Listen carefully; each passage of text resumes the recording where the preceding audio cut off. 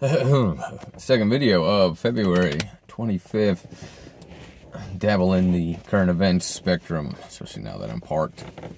So we have been seeing, to bring you up to speed on when we are now, since this video is going to be coming out later, the Ottawa truck rally has culminated, that's come to an end, and the United States is gearing up for its version of it. And we'll just use the events of the Ottawa edition or version of expression of freedom, whether or not it's a psy-op.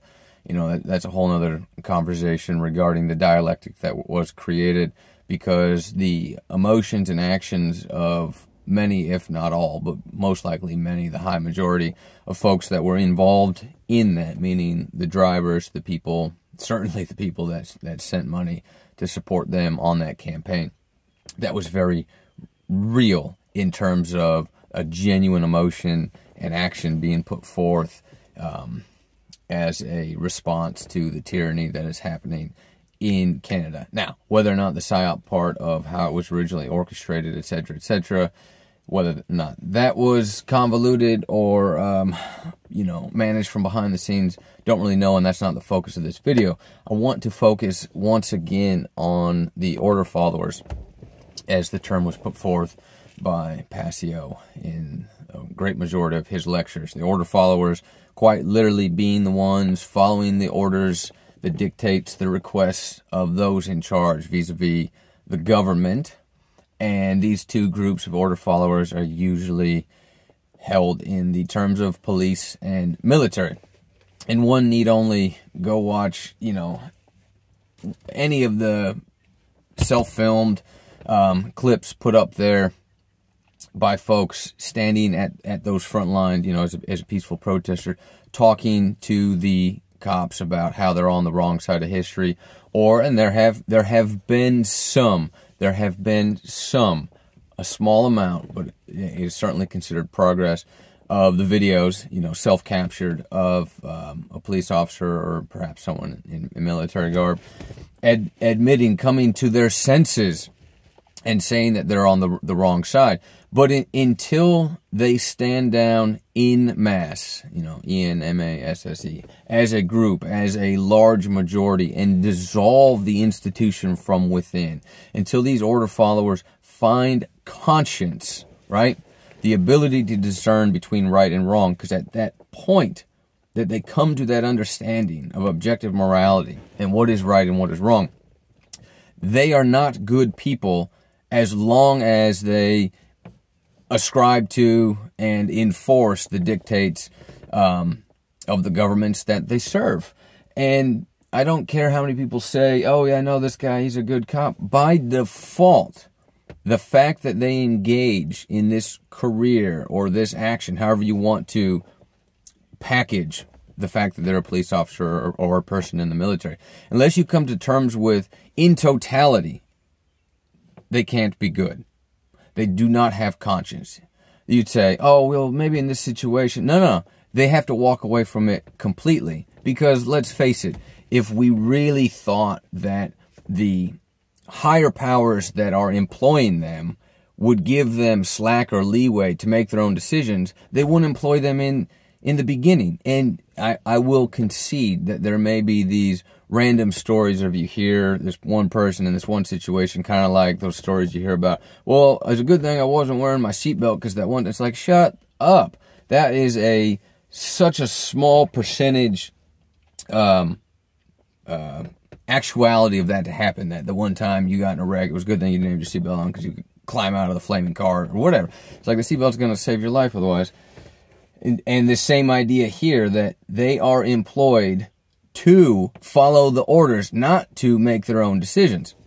So let's bring it back another step in terms of the military. And this is going to be very difficult for people, especially here in America, because we have branded ourselves as the land of the free and simultaneously branded all those other countries as being obviously not free, and there's absolutely no way their agendas could be right, but our agenda's right. Doesn't that kind of sound like the battle amongst religions, how everyone has their God and their God is right, but no one else's God is right. It's like, well, how can that be? Is it just because you were so lucky to be born here that you lucked out on the right God, the right government, the right military? No, fuck no. Okay? All of the militaries are evil by default, by the very fact that they are enforcing the orders of other people, meaning they are not making their own conscious decisions as individuals. Furthermore, when we examine the decisions, actions, choices made by the people at the top, are we seeing a track record of good decisions being made? Oh no, but everything's different now. How is that even possible? First of all, half the country is always split on who they want to run the country. So regardless, half of us, according to the polls, have to be thinking that the decisions made by the person in charge, they are not in agreement with. So even if you tried to use the logic like, yeah, we screwed up a lot in the past, as things become declassified, or as we come to understand the secret projects that are conducted by the CIA, and we somehow tried to justify that was in the past when they didn't know what they were doing, and now things have changed because we have better people in charge. Wait a second, but I didn't vote for that guy. So yeah, those decisions couldn't be right. Do you see how the consistency of the existence of the police and military does not deviate? If anything, it has increased. And what I am getting at here is, if one tries to rationalize today's events merely on the fact that they exist now, and you see where this is going, because if someone came to understand that what's happening now is just as fucked up as what happened in the past, but it was okay in the past because I wasn't a part of it, therefore I didn't have a stake in the game, therefore my actions didn't matter, but now, you see, we're trying to externalize the guilt associated with it because no one wants to do the inner work. And I'm getting very emotional about this topic because it is so pertinent to understanding what is fundamentally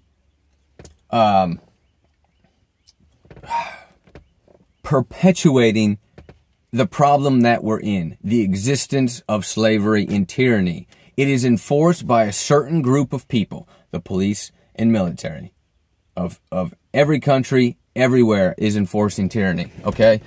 If people came to understand morality and ethics, we do not need a governing body to enforce what is right and wrong. And even if, wouldn't this be a wet dream? Even if they were only there to support the good and they weren't, engaging in evil activities all by themselves, which we know they are, that alone would not justify their existence. Okay? And I think this example in Canada is very important for us to look at here in America, because if we were to pick one country most similar to America, most people would probably either pick Canada, maybe England, but Canada's right next to us.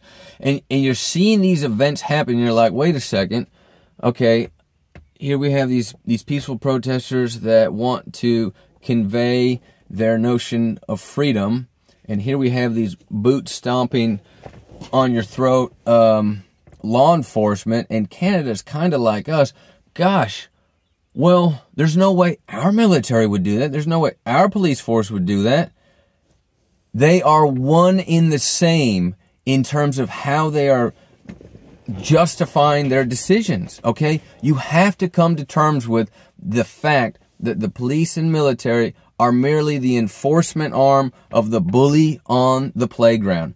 And just because you think America is this great, wonderful country, it in no way legitimizes their existence or the actions they take against the people in other countries or within the country. And if you go back and do your research and begin to understand what the whole premise of the Second Amendment was about and how we needed to have a militia, which was the people, not a standing military, you start to grasp what's really at stake here, right? Their existence is fundamentally immoral, and we shouldn't even need these events to be transpiring to remind us that these actions are unjust. And I realize this is very hard to pull away because the military, is extremely embedded in our culture, from the advertisements during the American football games to the notion that women like a man in uniform. The psychology of legitimizing their existence, and therefore the actions that they take. Well, they're here to defend freedom. Well, what the fuck are we doing in these other countries? Enforcing freedom at the barrel of a gun? And wait a second, what are we doing to our own civilians that merely want to express their emotion and their thoughts and their ideas peaceably out in the open? Okay? This is absolutely madness. But until we come to terms with how our minds have been manipulated to the point where the decisions that we are following, we're told that this is what's good. The whole thing has done a 180 on you, okay? And as so as not to make this too long, I will probably leave it there. And I just ask you to sit and think about what is objective moral truth. How does one come to know that? What are the implications of someone that follows orders? Because remember, if they don't follow the orders, they're kicked out of the club. So they're going to continue to do that. And we could dive into why they sign up, why they join, why they continue to take on these tasks. And there's two of them. I'm just summing it up with two. Money, and they're sick in their fucking heads, okay? And that second one is going to take a lot more explanation for sure, because I don't just mean like, Johnny, he's crazy. Good thing he went and joined. No. Deeply rooted psychological trauma with anyone that signs up for this. And I do accept that there's probably a large amount, if not a majority, that don't even realize that what they're experiencing, who they are, is inherently infected with a psychological trauma that would not only justify or compel them to engage with in the actions or the choices of doing this, but where they wouldn't even be able to recognize that was a problem to begin with. Okay, they haven't even pulled that layer back to see that other layer. And I know I've spoken about money before, and how if we were able to divest our relationship from it, because that is the ultimate religion that we all bow down to, is money. The dollar above all else. You might believe in different gods, but we all pray to that dollar. And that is quite the limb for people to go out on mentally, is to imagine a world without money. But at the same time, I'm trying to ask you to imagine a world without government. And it's not that we would have to cease enjoying the material pieces of our life, but the explanation of a world without money, certainly at least a fiat currency or this bullshit green paper type of money, as I see cryptocurrencies as a stepping stone in the right direction. And that's a whole nother topic. But that's why these people are engaging in these activities. If they weren't paid anything and it was just glory and fame, how many people would sign up? Okay, well, that alone tells you, well, if their motivation is money and it's not just doing the right thing, then it's possible people would do the wrong thing just to get paid. Oh, wow. Imagine that. Like, what simple logic there. And then for those that aren't just ensnared by the money, and how many times have you heard, well, I just got to stay in a few more years to get that pension. Get the fuck out now. If you have any semblance of ethics or morality, you would cease as soon as you came to that understanding of what consciousness is and the difference between right and wrong. End of story. But for those that are not compelled just by the money, that's when you start pulling back the layers of the deeply rooted psychological trauma embedded in all of us. I'm not saying we're not all fucked up, but some of us aren't taking that trauma and using it to enforce slavery and, the dictates of evil, quite literally, upon other people. We might just be doing it to ourselves. So we're all infested with this. And that brings it full circle to the last video I just made regarding Black Earth Productions and the importance, above all else, of doing the necessary internal work to face yourself, to bring the mirror up metaphorically within your own consciousness and mind, to examine who you are and what is transpiring, and to heal that inner trauma. I mean, 999 out of 1,000 people would rather engage in some other distraction than ever take on the task of the deep interpersonal work that must be done. And that, to leave it finally and legitimately, that is the biggest takeaway here. We must begin doing the inner work. We must begin healing. And in so doing, we will more quickly, we need to fast track this because things are happening fast. We will more quickly come to an understanding and an alignment of truth. And once you line up with truth, man, things become so clear. And those videos of the cops coming to their senses, so to speak, and being like, wait, what we're doing is wrong. This is my fellow man here. That is what we need to transpire on a much, much larger scale. So there is some little glimmers of hope out there. And if you think you're here in America and it won't happen here, you're absolutely wrong. So food for thought today on a foggy Friday, February 25th. Cheers.